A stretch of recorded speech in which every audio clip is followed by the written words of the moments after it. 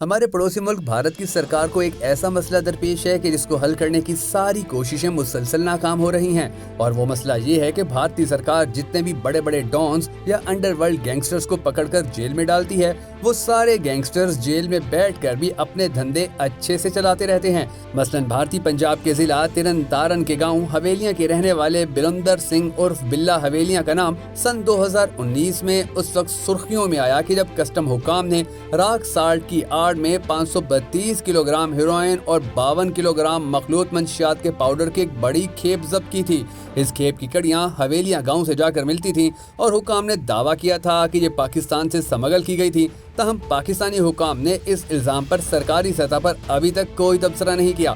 Punjab police کے ایک senior اہلکار نے الزام لگایا کہ بلا کا خاندان بھی مبینہ طور پر 1980 سے سونے کی سمگلنگ میں ملوث تھا، پھر یہ لوگ منشیات کی سمگلنگ کی طرف چلے گئے۔ بلا کے منشیات کی سمگلنگ میں وسیع پیمانے پر مبینہ طور پر ملوث ہونے اور مسلسل غیر قانونی سرگرمیوں کی وجہ سے مجاز اتھارٹی نے ان کی گرفتاری کا حکم جاری کیا تھا۔ انڈیا کے نارکوٹکس کنٹرول بیورو نے حال ہی میں اپنی نوعیت کی پہلی کارروائی میں مبینہ منشیات کے سرغنہ بلوندر سنگھ عرف بلا حویلیاں کو گرفتار کیا تھا۔ بھارتی خفیہ ادارے NCB نے دعویٰ کیا تھا کہ بلا حویلیاں 1992 سے ہی منشیات کی سمگلنگ میں ملوث ہیں۔ ان کا وسیع مجرمانہ نیٹ ورک اور منشیات کی سمگلنگ میں ملوث ہونا عوامی تحفظ کے لیے سنگین خطرہ ہے۔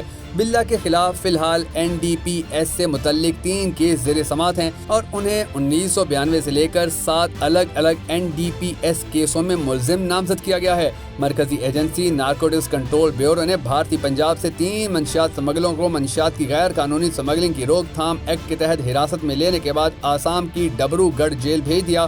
اسی دوران ہی NCB نے اسے شمالی علاقے میں جیل میں ڈرگ مافیا کے لنک کو توڑنے کی طرف ایک اہم قدم بھی قرار دیا۔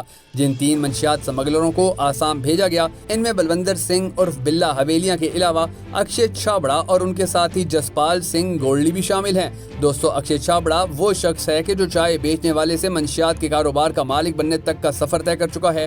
NCB کا الزام ہے کہ اکشے چھابڑا اور جسپال گولڈی دونوں نے جیل میں ہونے کے باوجود اپنی مذموم حرکتیں جاری رکھی ہوئی ہیں۔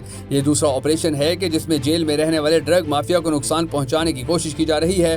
اکشے 2017-18 سے منشیات کی سمگلنگ میں ملوث تھے۔ اس سے پہلے وہ چائے بنانے کا کام کرتے تھے۔ اکشے چھابڑا کو 24 نومبر 2022 کو جے پور انٹرنیشنل ایئرپورٹ سے اس وقت گرفتار کیا گیا تھا کہ جب وہ ملک چھوڑ کر عرب ملک فرار ہونے کی کوشش کر رہے تھے۔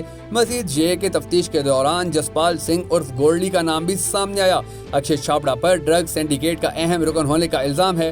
بھارتی پولیس کو تفتیش سے پتہ چلا کہ لدھیانہ میں قائم اس بین الاقوامی ڈرگ سینڈیکیٹ نے ICP attorney Punjab, Mundra sea port Gujarat اور انڈیا کے زیر انتظام جموں کشمیر سے تقریباً 1400 کلو ہیروئن اسمگل کی تھی۔ NCB نے اب تک 20 افراد کو گرفتار کیا ہے کہ جن میں سرغنہ، سمگلر اور 2 افغان شہری بھی شامل ہیں۔ NCB کا دعویٰ ہے کہ اب تک اس ڈرگ سینڈیکیٹ کے 57 کروڑ سے زیادہ غیر منقولہ اور منقولہ اثاثے منجمد کیے جا چکے ہیں۔ دراصل نشہ آور ادویات اور سائیکوٹروپک مادوں کی غیر قانونی سمگلنگ صحت عامہ اور فلاح و بہبود کے لیے سنگین خطرہ ہے، اور اس طرح کی غیر قانونی سمگلنگ میں ملوث افراد کی سرگرمیاں بھارت کی قومی معیشت پر منفی اثرات مرتب کرتی ہیں۔ ایکٹ کا سیکشن 3 حکومت کو یہ اختیار دیتا ہے کہ وہ نشہ آور ادویات اور سائیکو ایکٹیو مادوں کی غیر قانونی سمگلنگ میں ملوث افراد کو حراست میں لے۔ پنجاب اور ہریانہ ہائی کورٹ کے سینئر ایڈوکیٹ نوکرنگ سنگھ کا کہنا ہے کہ ملزم کو ملک میں کہیں بھی حراست میں لیا جا سکتا ہے۔ NCB نے کم از کم اب کام کرنا شروع کر دیا ہے کیونکہ ہم نے مفاد عامہ کی درخواست دائر کی ہے، جس میں ہم نے NCP سے پنجاب میں منشیات کے گٹھ جوڑ کا پردہ چاک کرنے کے لیے مزید افسران تعینات کرنے کی درخواست کی ہے۔ منشیات کی سمگلنگ اور کاروبار بھارتی پنجاب میں ایک بڑا سیاسی، سماجی اور صحت کا مسئلہ ہے۔ پنجاب پولیس کی جانب سے حال ہی میں میڈیا کو پیش کیے گئے اعداد و شمار کے مطابق 2024 کے پہلے 6 ماہ میں پولیس نے NDPS ایکٹ کے تحت 4337 مقدمات درج کیے ہیں۔ پولیس کے دعوے کے مطابق ان مقدمات میں 6002 افراد کو گرفتار کیا گیا۔ پاکستان انڈیا سرحد پر پاکستانی سرحد سے منشیات کی سمگلنگ کے الزامات بھی عام ہیں۔ سرکاری اعداد و شمار کے مطابق گزشتہ 3 سال کے دوران منشیات فروشی اور کاروبار کے 29,010 مقدمات درج کیے گئے اور 39,832 افراد کو گرفتار کیا گیا۔ بھارت کے سرکاری اداروں نے 2701 کلو گرام ہیروئن پکڑنے کا دعویٰ بھی کیا ہے۔ منشیات کے مسئلے کو جڑ سے اکھاڑ پھینکنے اور منشیات فروشوں اور پولیس کے نیٹ ورک کو توڑنے کے لیے انڈیا میں وزیر اعلیٰ پنجاب نے 10,000 پولیس اہلکاروں کے تبادلے کیے تھے اور اس کے بعد ہی حالات تھوڑی بہتری کی جانب چلے ہیں۔ اب دیکھنا یہ ہے کہ بھارتی سرکار ان لوگوں کا نیٹ ورک کب اور کیسے ختم کرنے میں کامیاب ہوتی ہے۔